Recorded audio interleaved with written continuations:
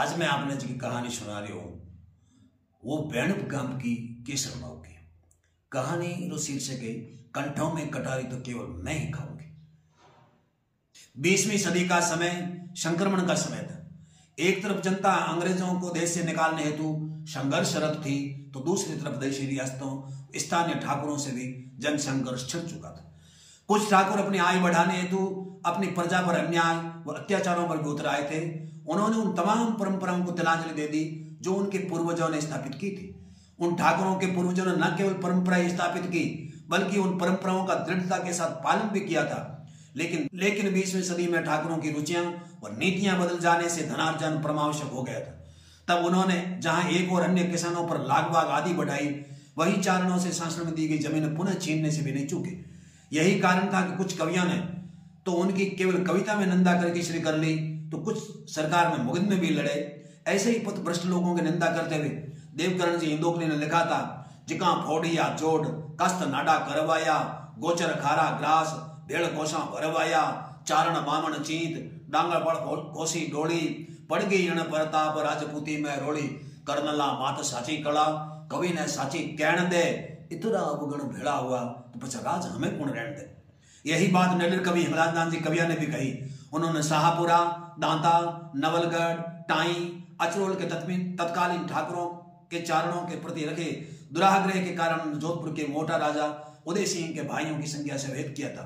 कवि जना हूं तकारा करण सारा हेक स्वरूपरा, प्रगटिया पांच खोटा पुरुष भाई मोटा भूपरा। लेकिन कुछ चारणों ने अपना परंपरागत विरोध यानी तेलिया, तागा, जमर आदि कर अपनी कदीमी सत्याग्रह की परंपरा के निर्वहन में रत्ती भर भी कोताही नहीं की। उनका खमीर व जमीर इस बात की गवाही नहीं दे सका कि न्याय के लिए प्रतीक्षा की जाए। वे स्वयं सत्य पथ पर थे और सत्य के रक्षार्थ उन्होंने मरना ही श्रेष्ठ कर समझा था। ऐसा ही एक किस्सा है बेणब कच्छ गुजरात के निर्दयी ठाकुर जसवंत सिंह चौहान व उनके खिलाफ जमर करने वाली केसर माऊ लालस का। केसर माऊ, जिनका नाम केसर भाई था, का जन्म कच्छ धरा के रापर तालुका में रण के किनारे बसे सणवा गांव में रूप सिंह लालस के घर हुआ था। पिंगल पायक लोधरानी लिखते हैं, केसर रूपारी सधु कृपावंत कुलमाज धरियो सणवा में जन्म कारण बड़ा मुडकाज। केसरबाई की मां का नाम जीवाबाई था। केसरबाई की शादी थरात्री बनासकांठा में सोई गांव के पास आए बेणब गांव में रत्नू शाखा के चारण मल्लू जी के साथ हुई थी। धातव्य की बेणब गांव चौहानों की जागीर थी, जहां का ठाकुर जसवंत सिंह था।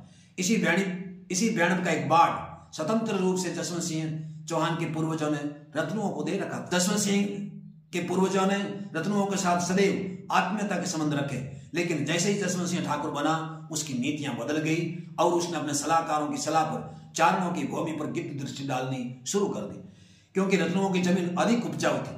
पहले जसवंत सिंह ने चारणों को बुलाकर समझाया कि आप ये जमीन छोड़ दे, अन्यथा ये जमीन मैं मेरे स्तर पर वापस ले लूंगा। तब चारणों ने कहा कि हम आपके कोई खेती खड़ या चोटी बढ़िया नहीं है, जो आपके इतना कहते ही जमीन छोड़कर डेरे लग कहीं अन्यत्र चले जाएंगे। हमें जो जमीन दी गई है, मतलब उसे वापस नहीं ले सकते। चारण माने नहीं तो विवाद बढ़ता चला गया। चारणों के खेत राजपूत उपवास जोता करते थे। जसवंत सिंह ने राजपूतों उपवासों को धमकाने का काम शुरू किया। उन पर भी कोई विशेष असर नहीं हुआ। इससे जसवंत सिंह तिलमिला उठा। केसर माऊ अपने पीर गई हुई थी। पीछे से जसवंत सिंह ने राजपूतों व ख्वासों की पुलचें पशुओं से भिड़ा दी। जब उन लोगों ने विरोध किया तो ख्वासों को पकड़कर हमने कोर्ट में कैद कर लिया। न केवल कैद किया बल्कि मारा पीटा।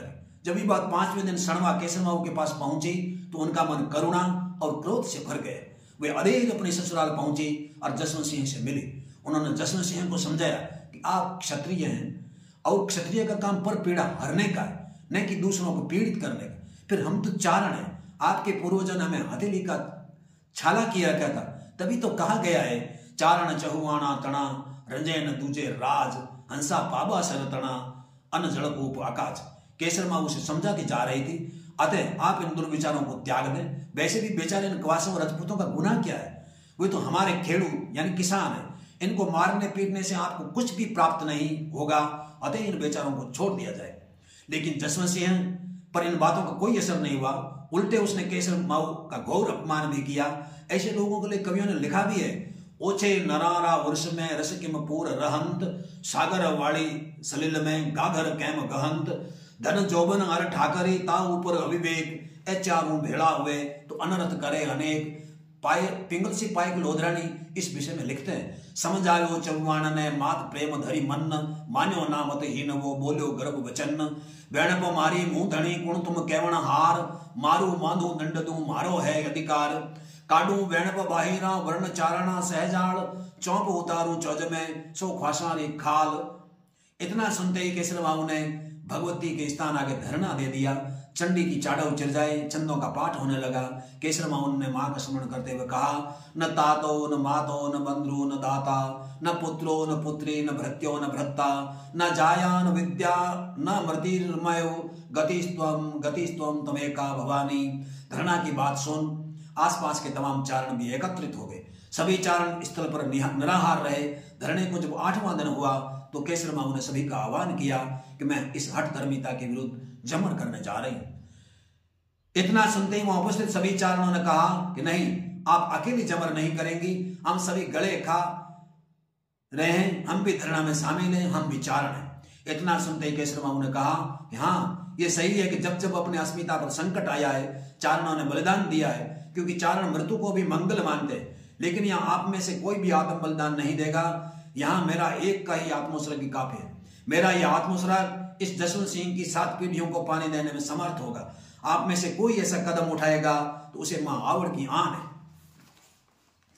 माऊ ने सभी को आदेश दिया कि भगवती के भोग हेतु शीरा बनाया जाए। शीरा बना।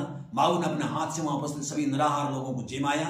फिर उन्होंने कहा, हे मां आवड़, तो इन धवल बालों की लज्जा रखना, क्योंकि आवड़ थारो आसरो, आवड़ थारी आस, राखू निस्पन राजरो बीस अति विश्वास।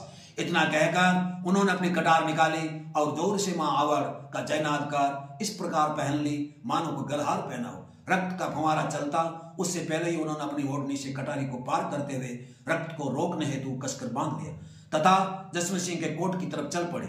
मरण मंगल ढोल के साथ आगे आगे केसर माऊ व पीछे पीछे सभी चारण, ख्वास, राजपूत आदि लोग। जैसे ही जसवंत सिंह को विदित हुआ कि केसर माऊ ने कटारी खा ली और वह अपना रक्त मेरे ऊपर छिड़कने हेतु कोट की तरफ आ रही है, तो मारे डर के उसने कोट के दरवाजे बंद करवा दिए।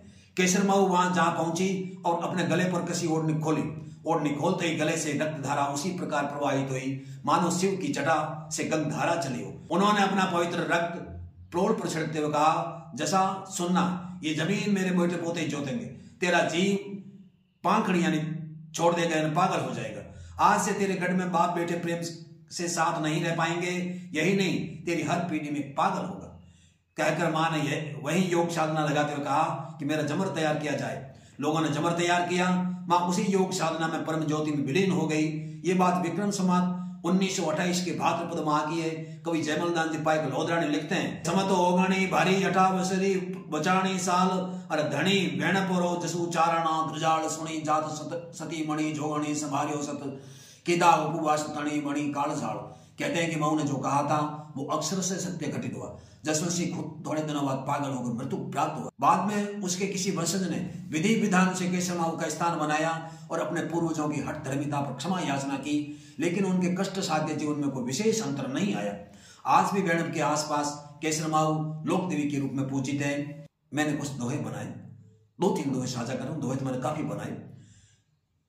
सासणा दिन शरणवाह लालसो रूपो लेखियो, दिन जलम धरवाह केहर जीवा कुकसु, बैणप धर विकियात मलजी रतनु मोटमन फिर वरियो जगपात, केसर लाटण कीरति जद ठाकर जसवंत, बैणपोरो मछरीक वद उणोरो लीनो अंत, मेठ सनातनम मारगाम। केसर तू कड़की याब बिछूटी बीज जिम धर बैणप धड़की, केवी संकुचा कालजय दुर रचियो धरणो, आगल थानग अंबका माता मन मरणो, केसर की दो क्रोध में एकर फिर आई समझावो जस, एकर फिर आई समझायो जसवंत सट, कुबधीरे काई एक न ढूकी यंग में, पहरी प्रदमाड़ी कंठ जिम फाबे काठड़ो, कुड़वट उजवाड़ी जग में केसर जोगणी, जाड़ा जल हलती जा पिस बैठी जावणी, भाड़ी भड़कंती पंगी केसर प्रथमी, उगणी से 28 मास भादवो भाड़ियो, रुगटारे सिर रीस जुड़ी जमर तू जोगणी। मैं मां केसर के चरणों में 7 बार वंदन करता हूँ, 1000 बार वंदन करता हूँ।